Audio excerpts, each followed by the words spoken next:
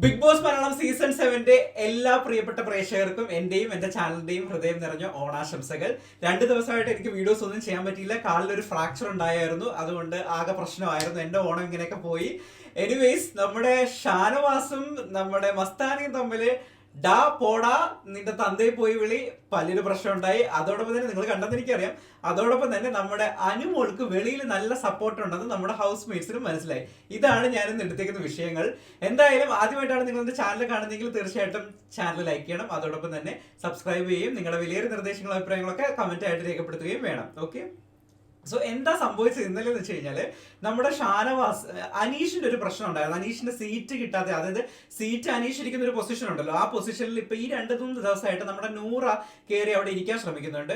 അത് അനീഷിന് ഒട്ടും ഇഷ്ടപ്പെടുന്നില്ല. അനീഷ് ഇറിറ്റേറ്റഡ് ആയി കിടന്ന് അലറി നിലവിളിക്കുകയാണ്. ബിഗ് ബോസും നൂറയ്ക്ക് സപ്പോർട്ട് ചെയ്ത് നൂറയെ അവിടെ തന്നെ ഇരുത്തുന്നു. ഇവിടെ അങ്ങനെ പ്രത്യേകിച്ച് ആർക്കും സീറ്റൊന്നും അലോക്കേറ്റ് ചെയ്തിട്ടില്ല. അതുകൊണ്ട് തന്നെ എല്ലാവർക്കും ഇഷ്ടമുള്ള സ്ഥലത്ത് ഇരിക്കാന്ന് പറയുന്നു. അതൊട്ടും അനീഷിന് അക്സെപ്റ്റ് ചെയ്യാൻ പറ്റുന്നില്ല.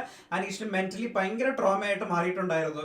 പക്ഷെ അതിനിടയിൽ നമ്മുടെ അനുമോളും അനുമോൾ എന്തോ ഒരു ഡയലോഗ് അടിച്ചു. അപ്പോഴത്തേക്ക് ഉടനെ നമ്മുടെ മസ്താനി അതിനെ ഏറ്റുപിടിച്ചിട്ട് താൻ പോടോന്ന് നമ്മുടെ ഷാനവാസിനെ പറഞ്ഞു. ഓക്കെ, താൻ പോടോന്ന് ആദ്യം പറയുന്നത് നമ്മുടെ മസ്താനിയാണ്, ഓർക്കുക. ഓക്കെ, സോ പോടോ പോടോ എന്ന് പറഞ്ഞു. പിന്നീട് അത് പോടാന്നായി. അപ്പം സ്വാഭാവികമായിട്ടും ഷാനവാസ് റിയാക്ട് ചെയ്തു. നീ പോയി നിന്റെ തന്തയെ വിളിക്ക് എന്നാണ് ഷാനവാസ് റിയാക്ട് ചെയ്തത്.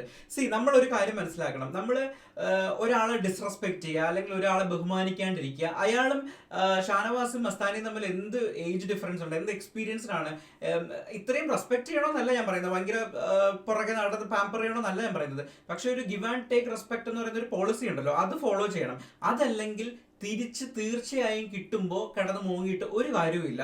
അങ്ങോട്ട് പറയുമ്പോഴത്തേക്ക് തിരിച്ച് ഇങ്ങോട്ടും പ്രതീക്ഷിക്കണം, ഡബിൾ ഇരട്ടിയായിട്ട് പ്രതീക്ഷിക്കണം. അതല്ലാതെ അവസാനം കിടന്ന് കരഞ്ഞിട്ട് ഒരു കാര്യമില്ല എന്നുള്ളതാണ് ഈ ടോപ്പിക്കിൽ എന്റെ നിലപാടെന്ന് പറയുന്നത്.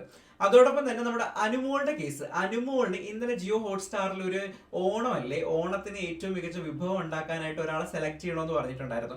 അങ്ങനെ അത് സെലക്ട് ചെയ്യാനായിട്ട് നമ്മുടെ അനുമോളെയാണ് എല്ലാ പ്രേക്ഷകരും ചേർന്ന് സെലക്ട് ചെയ്തത്. അതും 50% മുകളിൽ പെർസെന്റേജ് കൂടിയാണ് നമ്മുടെ അനുമോള്. ബാക്കിയുള്ളവർക്കെല്ലാം അതിന് താഴെയാണ് കിട്ടിയത്. ഒന്ന് ആലോചിച്ച് നോക്കൂ. അപ്പം ഇതറിഞ്ഞ വീട്ടുകാർ ഒന്ന് അന്തം വിട്ടുപോയിട്ടുണ്ട്. കാരണം ഇത്രയും പ്രേക്ഷകർ എങ്ങനെയാ നമ്മുടെ അനുമോളിന് കിട്ടിയെന്നുള്ളത് ഒരു വറീഡ് ആയിട്ടുള്ള ഫാക്ടറായിട്ട് എല്ലാവർക്കും ഇടയിലും വന്നിട്ടുണ്ട്. അത് നമ്മുടെ നിവിന് ഇമ്പാക്ട് ചെയ്യുകയും ചെയ്തിട്ടുണ്ട്. നിവിൻ നൈസായിട്ട് ചുവട് മാറ്റി അനുവിന്റെ പുറകെ ഒന്ന് ജസ്റ്റ് പാമ്പർ ചെയ്ത് നടക്കുന്നതായിട്ട് എനിക്ക് തോന്നി. എന്തായാലും നമുക്ക് വരും ദിവസങ്ങളിൽ അനലൈസ് ചെയ്യാം. ഇതൊക്കെ ആയിരുന്നു. പിന്നെ നമ്മുടെ വീക്ക്ലി ടാസ്ക് നടക്കുന്നുണ്ട്. ഇന്നാണ് ലാസ്റ്റ് ഘട്ടം. എല്ലാം എന്തായാലും അപ്ഡേറ്റ് ചെയ്യാം. എല്ലാവരും ഓണമൊക്കെ അടിച്ചു പൊളിക്കൂ. ഓക്കെ, ഒരിക്കൽ കൂടി എന്റെ ഓണാശംസകൾ എല്ലാവർക്കും.